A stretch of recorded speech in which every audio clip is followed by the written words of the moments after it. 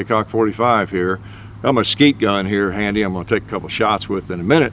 But first, I want to thank our sponsors, budsgunshop.com and Federal Premium. They have done so much for us. We appreciate both Buds and Federal for everything they do for us. And I hope if you have any needs in those areas, you consider them. And yeah, this is my skeet gun, the DP12. We're going to put it through its paces. I've had a lot of requests to shoot this thing, get a hold of it, and give you my impressions of it for whatever that's worth. So I'm going to do that. In fact, I was at Tulsa at the gun show, the big gun show, the Wanamaker gun show, and talked to the owners. They made me take one. And so we're going to keep this thing. So just so you know, in the interest of full disclosure. Now, I'm afraid to shoot it, but I'm going to anyway. Now, we've been shooting it quite a bit and having some fun with it. I want to shoot it some more and tell you a little bit about it, a little bit that I know, and let you know what we think about it, okay? Fair enough. It's loaded with some birdshot, and the first 6 rounds are going to be slugs. So let's just try it out, see if we can hit anything. I haven't worked too much with the sight, but it's pretty close. Let's just shoot that cute little pink tank there, helium tank first. Let's take the safety off.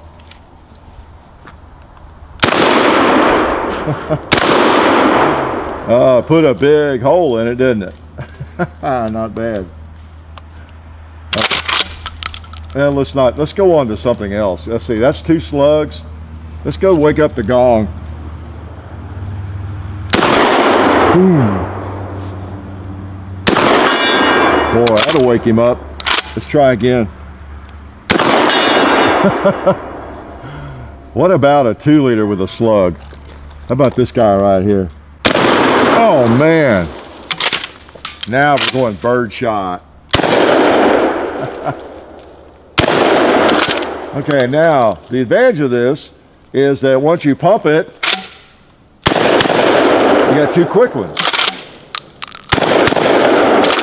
Not bad, huh? And I think it's empty. Yeah. Click, click. And that is the difference when you have 2 barrels and 2 magazines. All right. It's a bullpup. Let's take a little look at it here. The DP12. Oh man, I didn't know what to expect because I'm not crazy about bullpups in general. Part of it's being 6'8", and you know, they're just hard to like for me. And we've done the KSG, we've done some of the other short guns like this. This one is interesting, I will have to say. And we appreciate those guys sending it to us. And you know, John and I have shot it a fair amount and messed with it. And one of the things about it, bottom line, is yeah, it's weird, it's different, but it seems to be well built. And that's kind of the opinions I'm seeing too around the internet. I concur with those folks. And when you first pick it up, that's the impression you get. You know, the feel of it. It looks like a gimmick in a way, but and it is, you know, a little heavy. It's heavier than the KSG, but it doesn't strike you as you work with it as, you know, obviously a piece of junk or anything or a gimmicky. It is made by people that kind of know what they're doing with shotguns. That's the thing. And I think that's one of the appeals of it, even if you don't like it in terms of don't want one of those. But let's see, Connecticut Shotgun Manufacturing and then Standard Manufacturing, and Connecticut combined to make this. Now, Connecticut Shotgun Manufacturing, you may have seen them and their products. They make really nice shotguns. I think like over and unders, maybe side by sides. Really nice traditional shotguns. That's what they're famous for. And I talked to the owner in Tulsa, and he owns both Connecticut Shotgun and Standard Manufacturing. So they kind of work together on this. So putting this together wasn't put together in a garage by a bunch of guys that thought, oh, let's make a tactical shotgun, everybody will want it, you know, whether it works or not. And so they know what they're doing in terms of making shotguns. Now, I don't know how many of these they've made in terms of guns like this. This is the first, I think. But so they know what they're doing. They started with a 7-pound chunk of billet aluminum and the receiver, and then milled that out. They apparently went the quality route on this gun. It feels like quality. All right. Now, whether or not you have any interest in it, that's another matter. It's very ambidextrous. You know, safety is kind of an AR type safety right there. It's on the right and left, which makes it ambidextrous, right? The slide release, you know, same thing. Push down on that with your finger. It's the same on both sides. So the trigger's ambidextrous too. You can reach it from either side. So it's very ambi, and that always appeals to a lot of people. The advantage, of course, in having double barrels is you've got that inline approach where you're not having two magazines feeding, you know, into one, you know, bottlenecking into one barrel. So it really is like two pump shotguns, you know, kind of welded together. All right. So it holds 14 rounds in the magazines of 2 3/4, and if 3 inches, it holds you know, 2 fewer. So it's 12 of those. Let's put a couple more slugs in. Well, no, let's go ahead and break my shoulder. Okay. Let's try some of these 3-inch Magnums from Federal. Man, these are hot. These double-aught buck. These are the hottest rounds I have, I guess, ever fired in a shotgun, I think. And we fired a bunch of them recently in the Benelli. You've not seen it yet. Yeah, you load it there. And boy, they really kick in the Benelli. You drag it over here and get to them. But in this shotgun, they don't kick quite as badly. They still kick. There's a cushioning device on the butt, 2 springs. I won't take it off in the video, but there's a couple of springs on that thing, and it absorbs some of that. Oh boy, look at me just keep putting more in here just to punish myself. And that's okay. And in fact, I did it a little bit ago. You take the screws out there and the hex screws, and you pull the buttstock off, and it's got 2 springs on it. So it helps absorb some of that. Plus, it's a fairly heavy shotgun, and so that absorbs some of that weight.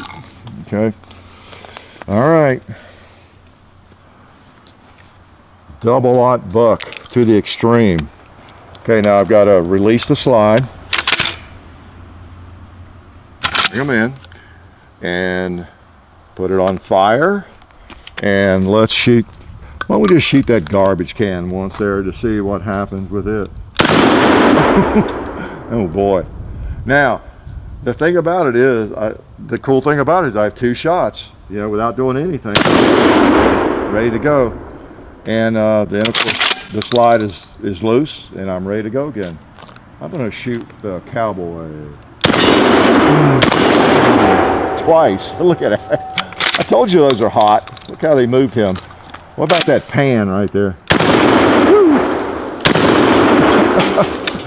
See if I got more. Yeah, I got 2 rounds there. Now, one thing we discovered is, you see those rounds, they can get kind of up in the, I'm going to not point this at my feet or anything, to where, well, they went in okay. If it's vertical, sometimes it might want to start to hang up, but then if you just kind of put it back horizontal, generally go right in. Or if you just shake it a little bit, and they're fine. We've experimented pretty much with that, so that's just something to be aware of. So I got 2 more of these babies. I'm going to shoot the propane tank over there. Oh man, I heard them hit hard. Look at that. That thing is very heavy, and it's actually swinging now. It's 50 yards away. Oh boy. Now I've noticed the shells come out and hit you right there, like the KSG. They don't come flying out quite as hard and fast, I don't believe, because I mean the KSG will actually hurt you and cut you as it did me. These come out and they hit you, but not quite as bad. So anyway. So again, the operation of it is, and these are things, I know that, you know, it's double barrel, and I know initially I thought, oh, that's interesting. You can fire 2 barrels at one time, and wow, that'd be cool. You got an incredible weapon here. Boom, you know, 2 12 gauges, 2 more. Well, the more I thought about that, when I realized, no, wait a minute, that if you've ever fired 2 barrels of a double barrel, even birdshot, it's not something you want to do again, probably, or very often. So it would really render it, that would render it a gimmick, okay? So it's like my Satori or my Browning. It's same trigger, you just fire twice. It's like semi-automatic, except once you have it cocked, it's click, click, as fast as you can pull the trigger. All right, so that's the way it operates. It fires, and that's the way you'd want it. Duh, you wouldn't want to be firing 2 rounds at one time. In fact, you can't do that. So now, if there ever was a case where you felt like you needed to do that, like one 12-gauge blast wasn't enough, it won't do that. But now again, boom, boom, you can fire 2 very quickly. So that would be the route to go. I don't know what I was thinking. Partly, it was part of that notion that it's kind of a gimmicky gun. That that people will buy that just because it's so interesting and different and all that. It actually has some practical value there, I think. So you get that. Now when you're firing, like the magazines, the slide's locked up. When I fire once, click, I can't work the bolt or the slide. I fire a second time, now I can. All right, so, and you notice there was a time or two there I was sort of forgetting I'm used to the traditional pump shotgun. You have to get used to it, orient yourself to it. So you're gonna have 2 shots. You're not gonna mistakenly work the slide. That's not gonna happen. It's not gonna let you, okay? And then also in our experimentation with it too, a question you might have is when you fire, let's say you don't have something in one chamber and for some reason you put an extra one in the one magazine, you get it cocked, it's going to fire the right barrel first and the left barrel second, no matter what. Okay, so it's still going to have 2 clicks, for both barrels, no matter what. So that's good. It doesn't need to have the recoil to have fired the right barrel in order to cock the trigger. So I'm kind of getting at. Okay, and I like that. I like that too. So in terms of the operation, that's how it's going to work. You're going to get 2 clicks. Both firing pins are going to fall, no matter what, whether the chambers are empty or there's just one in one chamber, not the other, none of that. So, and when you think about it, that's probably the best way to have it. Some of the talk and the capabilities of, like on the KSG, having some slugs on one side and birdshot on the other, or double aught buck and all that sort of thing. And all that sounds good, in theory, but when it comes right down to it, under stress, I'm not sure how viable that would be. But you could, in this one, you could alternate, kind of like I did to begin with. You could do something like that, put birdshot slug or double aught slugs or however you wanted to do in one chamber.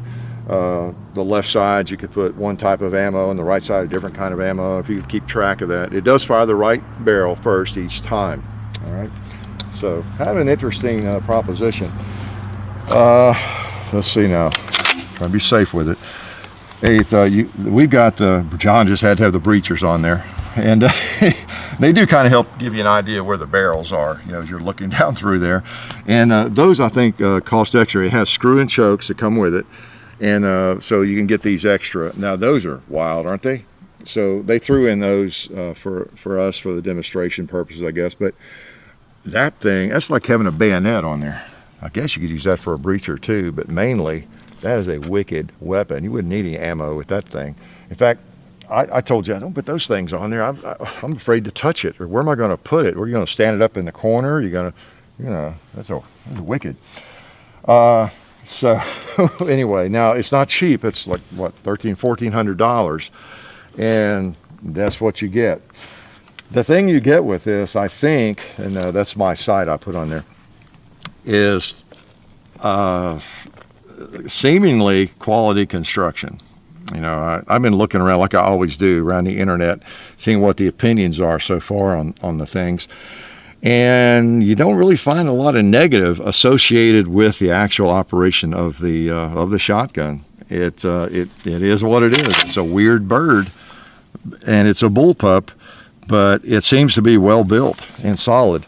And one of the things I don't like about a bullpup is just kind of awkward to manipulate back here and all that, but I don't know, it's not too bad. I'm kind of getting used to loading it. I don't like that muzzle pointing at my feet, so I avoid that. So I'll probably drop quite a few of these before the day's out. We'll get those. If we don't, the lawnmower will find them, right? So you don't really pinch your fingers and cut your fingers loading it, I've noticed. With both magazines, we'll put birdshot in there, give my shoulder a break. And I should be unsafe there before we do that. Again, it holds 14 of these. We were experimenting with like topping it off tactically, while you're in combat, which really isn't as hard as you would think for a bullpup. For example, you know, I've shot some rounds here. If I've got these on my belt or so, I can reach up under here. You know, if I got a moment to, you know, to do it as I'm watching the enemy out there, I could pull off my belt and, you know, put some more rounds in. Of course, you've got 14 to begin with, or 16 if you've got 2 in the chamber. So it holds quite a bit of ammo. If you were considering something like this as a home defense shotgun, you know, you're going to need more than 14. You got some serious problems if so. So it is a kind of firearm that you load it up and then you don't necessarily have to worry about other ammo supply, I guess. I hope you don't. So birdshot. All right. Let's take a couple of shots with this.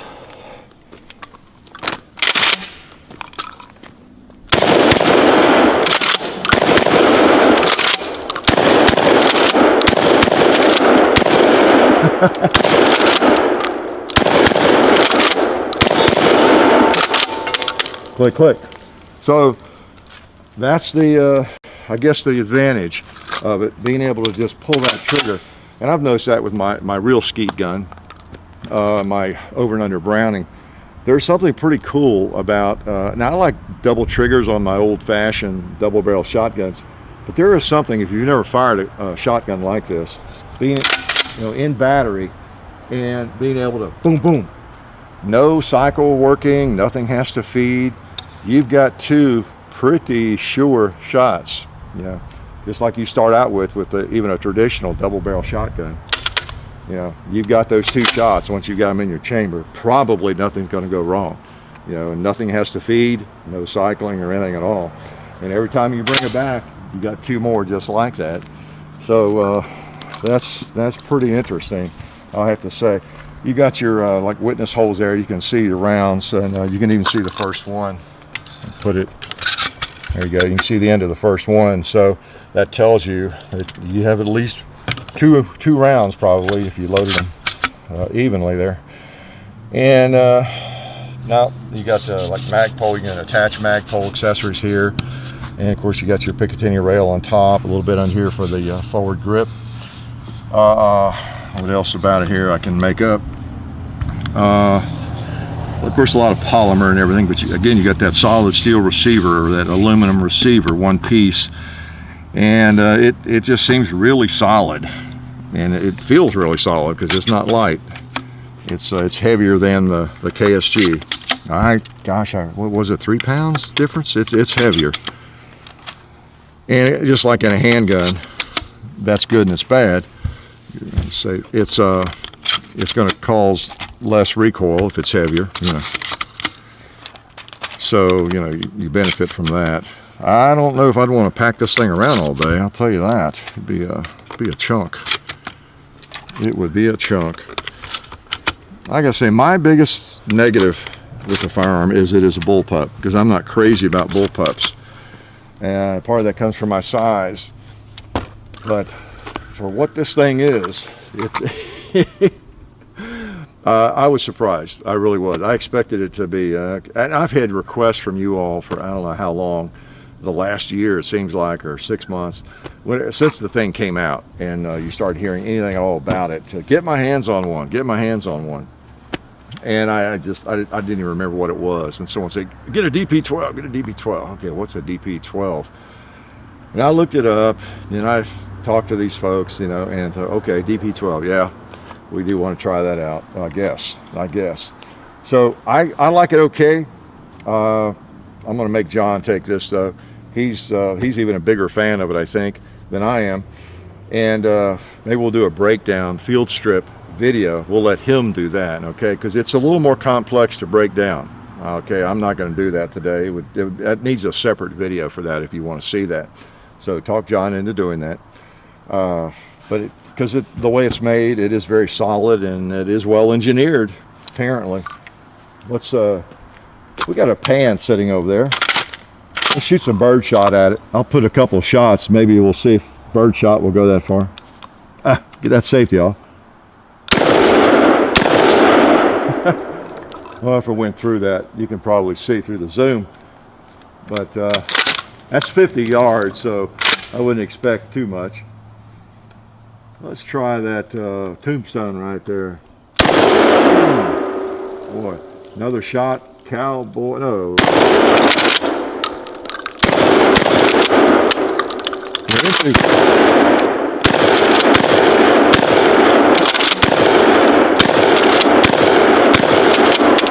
Okay, I got a click there.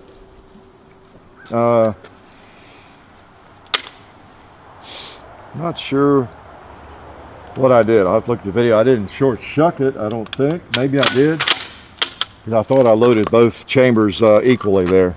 Both magazines equally. Who knows? That was probably something I did. I don't know. We've not had any issues with it. Let's oh, we got some more slugs. Let's try those. Okay. About out of slugs.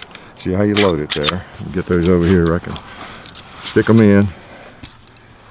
Be careful with the bullpup. It's real easy to point it at your feet. Yeah, it really is. Even though there's nothing in the chamber, still you don't want to point it at your feet. Don't want to shoot your feet. All right. So we got slugs in here. All right. Safety. Oh, I'm gonna try a ram. Oh, I forgot I got another round.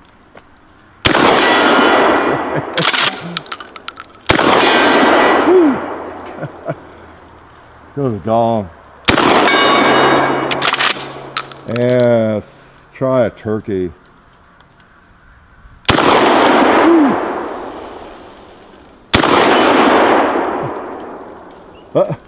What that did. Okay, we're empty. So not even really adjusted that side. I just stuck it on there, took it off another firearm, and it's pretty close. Enough to show that it's like all shotguns with slugs. It will hit pretty much what you're aiming at if it's something that's reasonable size. It's kind of like a rifle, at least a oh, I don't know, not really a rifle, but at moderate distances, sometimes you feel like you have a rifle. What else about this thing that I might need to make up a story about? Like, again, it doesn't come with a sight. It doesn't come with these breeching screw-in chokes. So now if you're going to do a lot of breeching, that's something you'll need to buy extra. But other than that, you know, this is what you get. And I believe it's around $1,400. And what else about that thing that is important for you to know?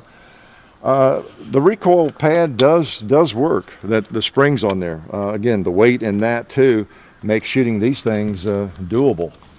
They do. When we were doing some shooting with the Vanilla, like I said the other day, and I mean to tell you, I did get some bruising from it. Not that it's so bad you can't shoot or anything, but they really kick. Out of this, they're not quite so bad. And again, when you're, let me jack those in, safety's on.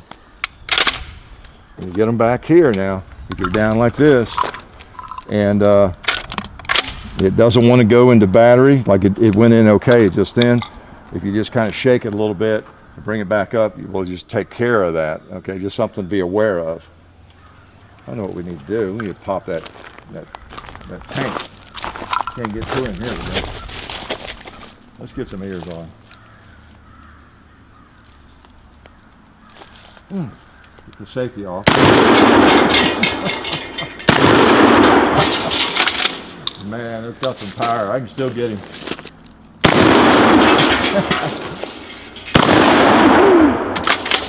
Oh, there's a pot that hasn't been smoked. I guess he's not going to get smoked with that. All right, so you can see me being kind of awkward with it. It's not my my normal manual of arms or operation, but it's the kind of thing, if you're going to use it, you just need to get used to it, shoot it a lot, and probably not be switching back and forth with your favorite 870 or Mossberg. But you do get used to it. It actually is more like an AR in a lot of ways, with that safety where it is. So I don't know. I'm not recommending you go around and buy one of these things. Just want to show you how it works and you know, basically what I think of it. And I'm a little biased because I don't really like bullpups that much.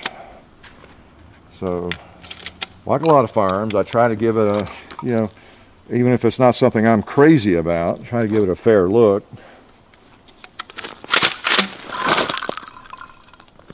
There we go. Here's a couple here. Boy, it really smokes them. Oh.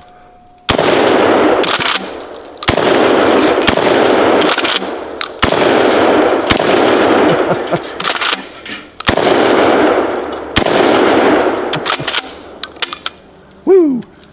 You see, I'm getting better about remembering 2 shots, pump 2 shots, pump 2 shots. We'll put just a few more in, and I'll let you get to dinner. So, forward, safety on. Got to remember, you got the safety. Let's see. Got another. No. Okay. Okay, run safe.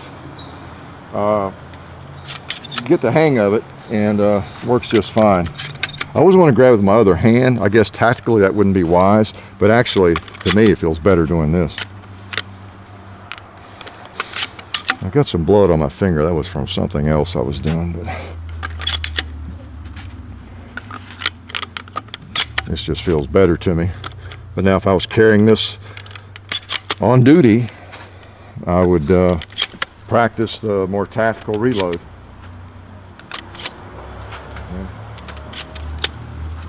I wouldn't be able to shoot it fast from this position. All right. Okay, I think that garbage can needs a little more work. And we've got another 2-liter here. So, all right.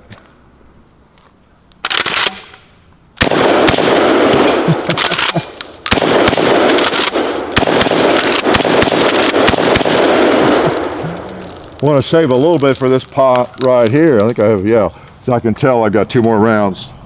There's the end of the round. So let's shoot this ammo can.